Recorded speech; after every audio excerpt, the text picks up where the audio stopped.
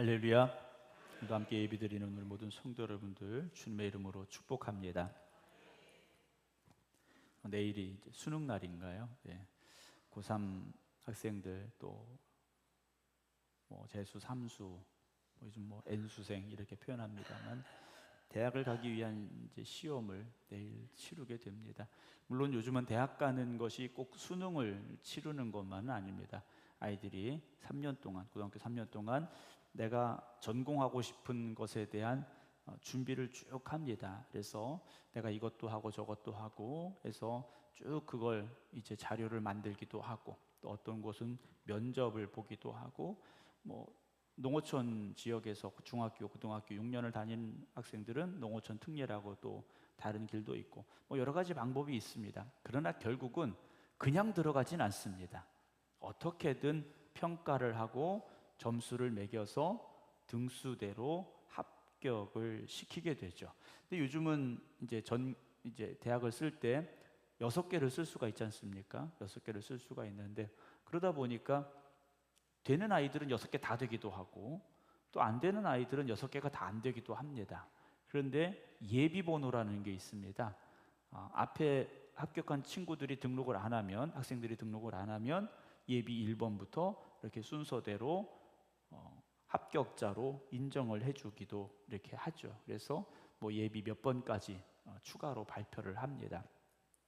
예비 1번이 됐어요. 근데 또 그 마감이 됐는데 누가 또 등록을 안 했다. 그러면 2번이 되고 3번이 되고, 그래서 마지막까지 우리가 흔히 말하는 이제 문 닫고 들어가는 아이들까지 이제 발표가 나게 되는데요.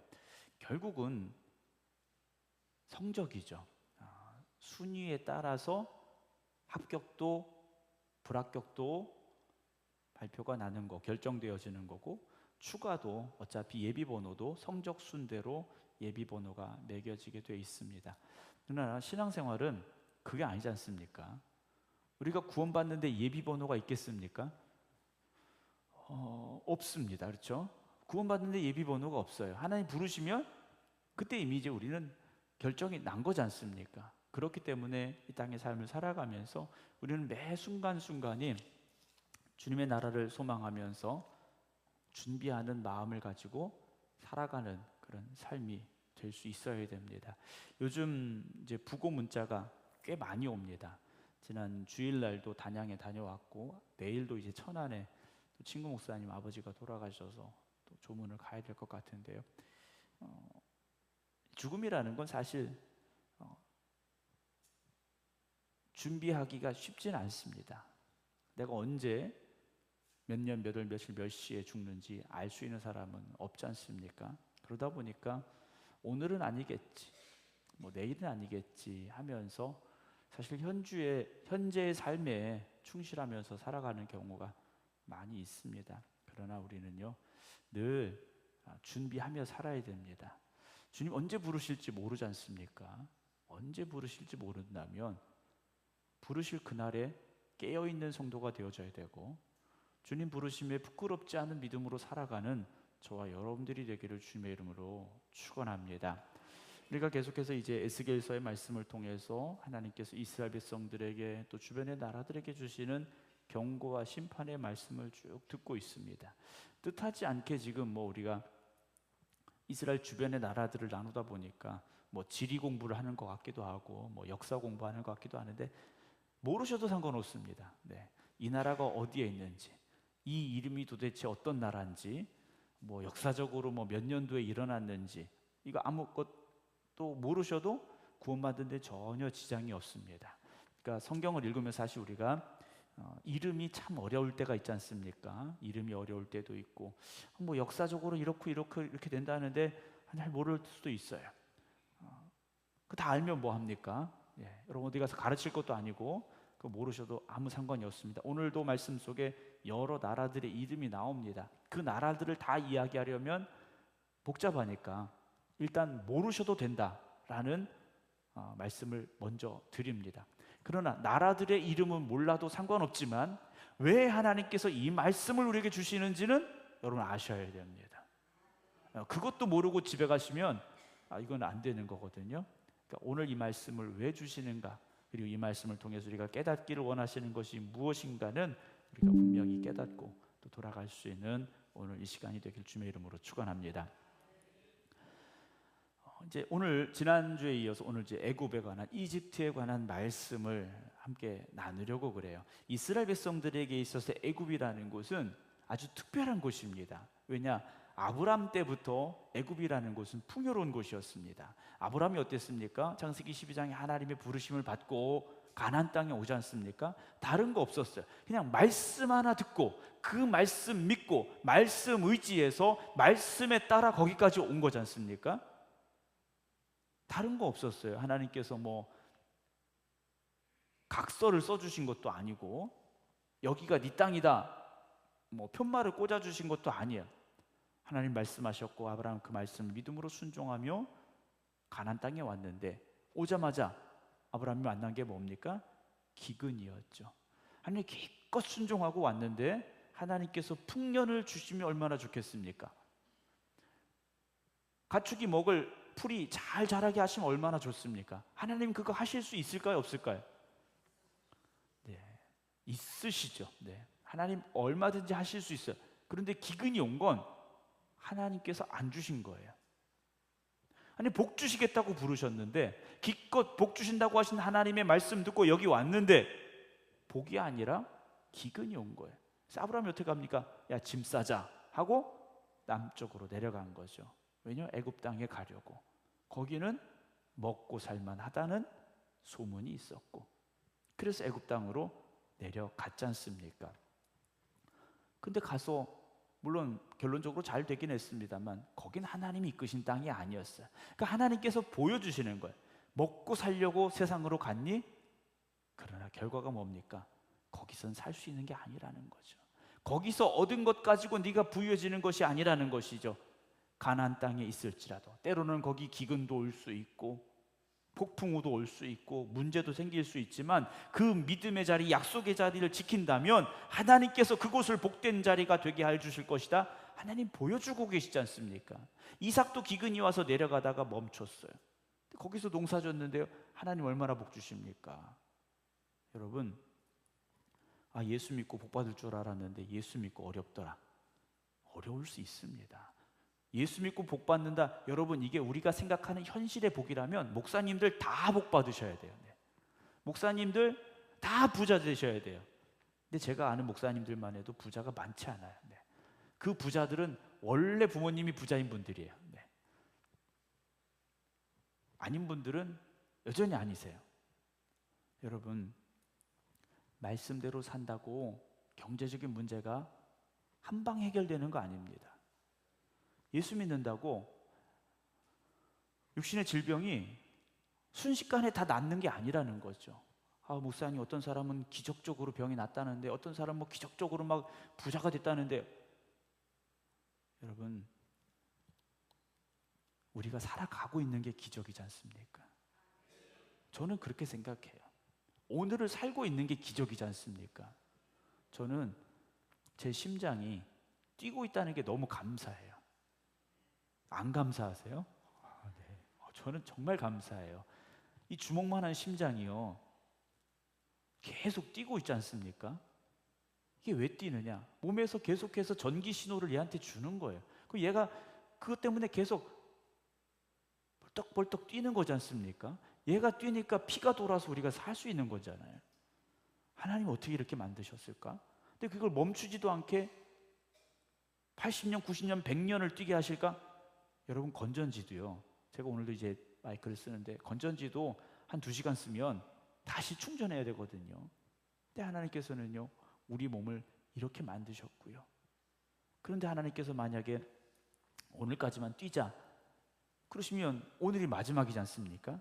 근데 새벽에 일어나면요, 오늘 내가 눈을 떴구나. 전혀 감사하지 않으신가 봐요. 저 그래서 새벽에 일어나는 게 좋아요. 새벽에 교회에 오는 게 그래서 저는 좋습니다. 저는 뭐 잠이 없는 사람은 아니에요. 저도 자려면 얼마든지 잘 수는 있겠습니다만 뭐 새벽에 일어나는 게 저는 그래서 감사해요. 오늘을 또 주셨구나. 오늘 또 주셨구나. 여러분, 우리는 폭풍우가 몰아치는 땅이라 할지라도 약속의 땅에 서 있어야 되는 사람들이고요. 기근이 와도 그 약속의 땅에 서 있어야 됩니다. 그 약속이 곧 무엇입니까? 하나님의 말씀입니다. 사람이 떡으로 사는 것이 아니라 하나님의 말씀으로 사는 거지 않습니까? 애굽에 가면 떡이 많아요. 고기도 많아요. 그래서 출애굽한 이스라엘 백성들이 광야에서 먹을 게 없다고 또는 만나만 먹다가 불평했지 않습니까? 애굽 가면 먹을 거 많은데. 애굽에서는 우리 맛있는 것도 많이 먹었는데, 그러나 여러분 좋은 거 많이 가지고 맛있는 거 많이 먹고 돈을 많이 벌고, 여러분 그것이 복이 아니라는 걸 우리는 알아야 됩니다. 그런데 우리도 어느 순간 그게 축복이라고 착각하고 있다는 거죠. 심령이 가난한 자는 뭐가 있습니까? 복이 있다고 그러셨어요. 그럼 심령이 가난한 사람에게 복이 있다는 게 뭐겠습니까? 황금을 주신다는 말씀이 아니지 않습니까? 우리가 살면서 세상 덕 보려고 하지 마시고요, 하나님의 은혜를 사모하시기 바랍니다. 자, 오늘 말씀 보게 되면 인자야 2절입니다. 너는 예언하여 이르라. 주 여호와께서 이와 같이 말씀하시되 너희는 통곡하며 이르기를 슬프다 이날이여 라고 말하라고 에스겔에게 말씀을 하셔요. 하나님께서요, 슬퍼하라 그래요. 통곡하라. 이 날이 통곡할 날이고 슬픈 날이다 라고 말씀하셔요. 왜냐? 하나님께서 그 날을 그렇게 만드시기 때문에. 여러분, 하나님이 우리의 날들을 기쁨의 날로 만들어 주실 그 은혜를 기대하시고 소망하셔야 됩니다. 오늘 애굽을 향하여서는요, 3절에 그날이 가깝도다, 여호와의 날이 가깝도다, 구름의 날일 것이요 여러 나라들의 때일 것이다 라고 말씀을 하셔요. 어둡게 구름이 낀 날, 여러 민족이 멸망하는 그때가 왔다라고 말씀을 하셔요.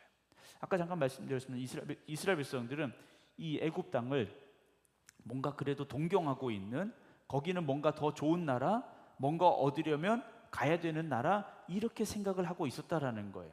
요즘이야 뭐 마트도 많이 생기고 그래서 크게 뭐 시장에 가야 꼭 사는 건 아닙니다만, 예전에는 장날이 되어야 물건을 많이 살 수가 있었잖아요. 근데 제가 이제 뭐 금왕이나 여기는 잘 모르겠습니다만, 그래도 뭔가 옛날에는 꼭 필요한 걸 사려면 여기 없는 게 있었을 거예요. 그러면 뭐 충주를 가셔야 되든지, 뭐 더 큰 시장이 있는 뭐 이천에 가셔야 되든지 그러셨을 것 같아요. 제가 살던 충남에서도 그랬거든요. 예전에는 광천이라는 데가 시장이 좀 컸었고, 그리고 서산이라는 데가 컸었어요.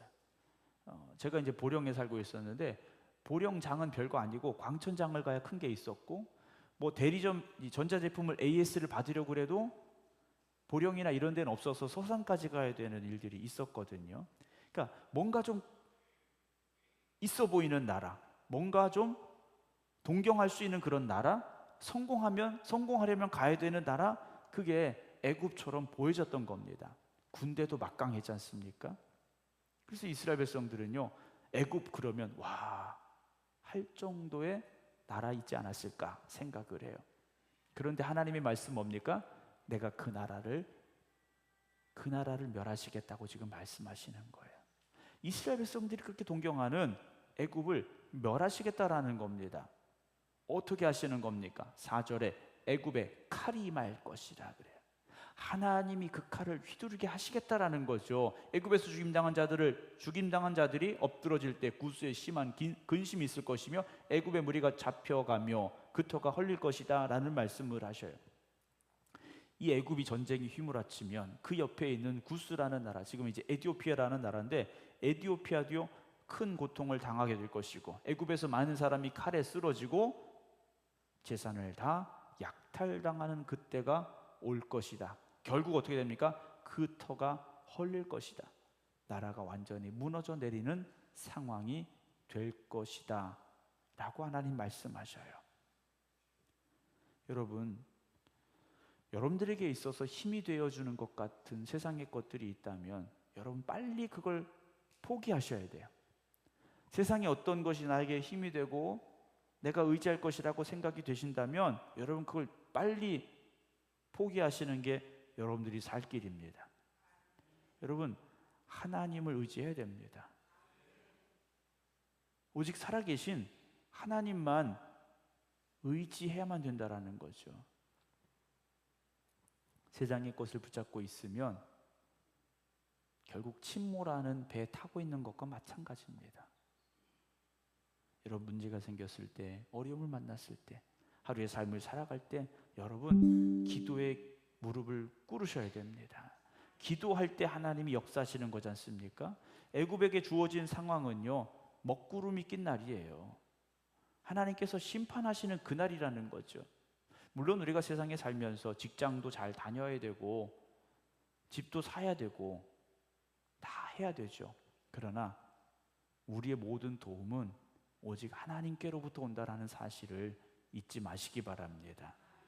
6절 보면요, 여호와께서 이같이 말씀하셨느니라. 애굽을 붙들어주는 자도 엎드러질 것이요, 애굽의 교만한 권세도 낮아질 것이요, 믹돌에서부터 수에네까지 무리가 그 가운데서 칼에 엎드러질 것이다 라고 말씀을 하셔요. 그러니까 애굽 전역이 피바람이 불 것이고 그 교만했던 것이 꺾이게 될 것이다 라고 말씀을 하고 계시는 거예요. 자, 이스라엘 백성들이 본다면 이스라엘 백성들은 하나님만 바라보아야 되는 나라인데 애굽은 이런저런 신들이 참 많은 나라예요. 그래서 이 신도 섬기고 저 신도 섬기고, 그래서 애굽이라는 곳은 저렇게 강한 나라구나, 저렇게 잘 먹고 잘 사는구나 착각할 수도 있다라는 거죠.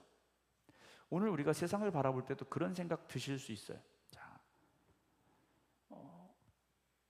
예수 믿는 사람은 다 부자고 예수 안 믿는 사람들은 다 가난하다. 세상이 그렇지 않지 않습니까? 세상이 그렇지 않아요.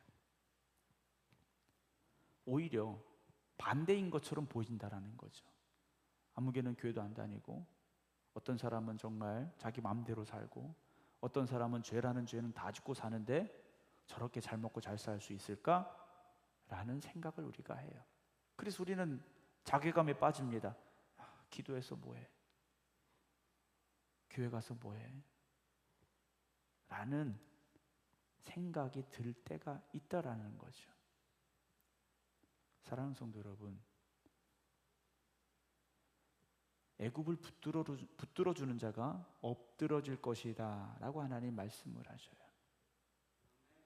세상의 것을 의지하고 세상의 것이 힘이라고 생각하고 세상의 것으로만 축복의 기준을 삼는다면 여러분, 우리는 애굽 사람들과 똑같은 사람이 될 수밖에 없습니다.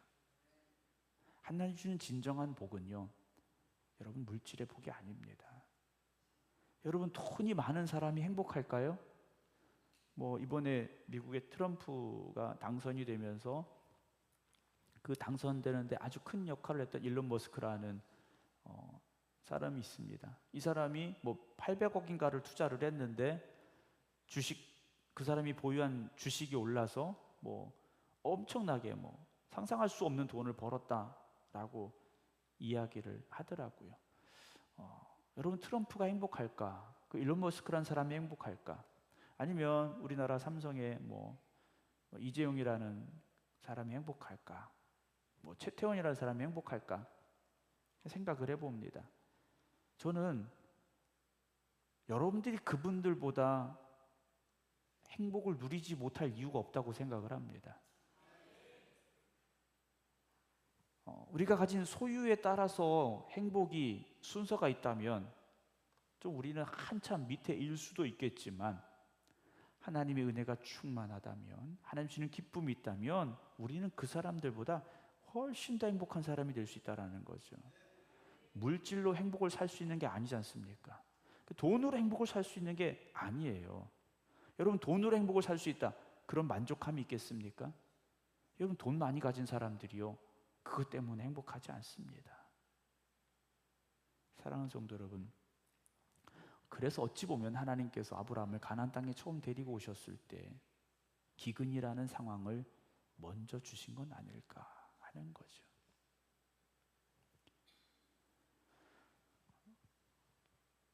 하나님은 우리를 때로는 가난함에도 처하게 하시고 때로는 질병 가운데도 처하게 하시고 우리 흔히 말하는 인생의 쓴맛도 보게 하실 때가 있다라는 거죠. 그러면서 우리는 성장해 나가는 것이고 더 굳건한 믿음을 가져가야 된다라는 거죠. 때로는 먹을 게 없어서 하나님이 주시는 만나로도 먹고 살아봐야 하고요. 때로는 엘리야가 주셨던 까마귀가 날아다 주는 것을 먹고도 살아봐야 하나님의 은혜를 깨닫게 되고요. 우리의 모든 것을 하나님께 맡기는 삶이 될 수 있다는 것, 여러분 성경을 통해서 우리가 너무 많이 들었던 말씀들 아닙니까? 그런데 막상 그 현실에 처하면 불평이 나오기도 하고 원망이 나오기도 합니다.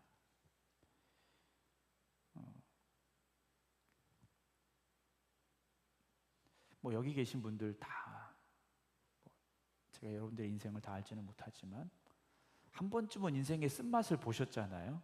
네. 아직도 입이 쓰신 분들이 있을지도 모르고요. 네. 그런데 여러분 우리의 주머니가 가득 차기를 기대하지 마시고 날마다 갈급한 심령으로 살아갈 수 있길 주의 이름으로 축원합니다. 심령이 갈급해야 하나님을 찾습니다. 심령이 갈급하지 않으면 하나님에게서 점점 더 멀어지더라는 거죠.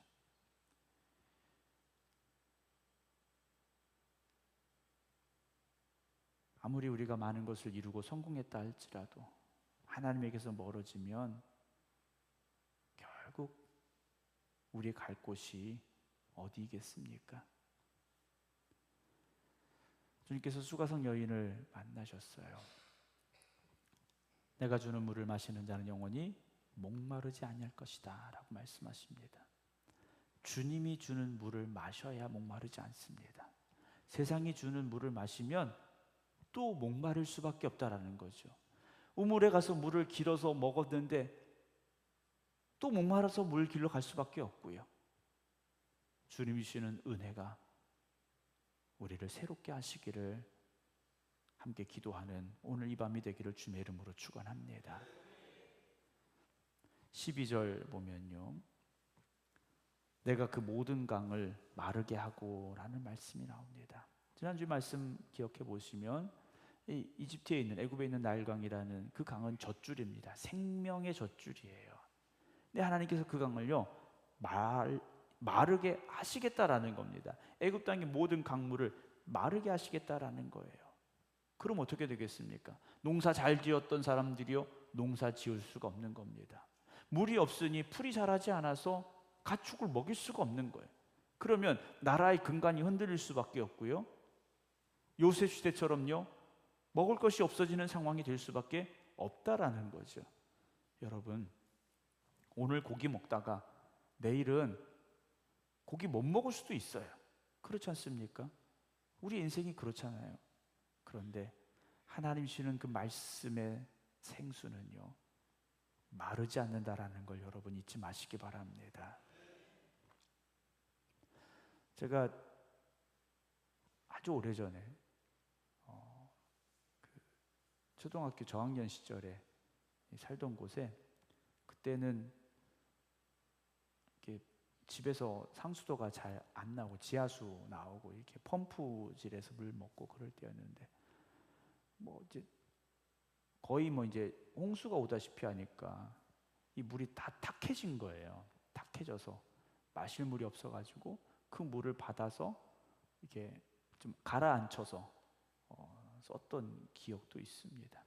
여러분 세상의 것은요 그렇게 때로는 생수라고 생각했는데 어느 순간 그렇지 않을 수도 있는 거고요.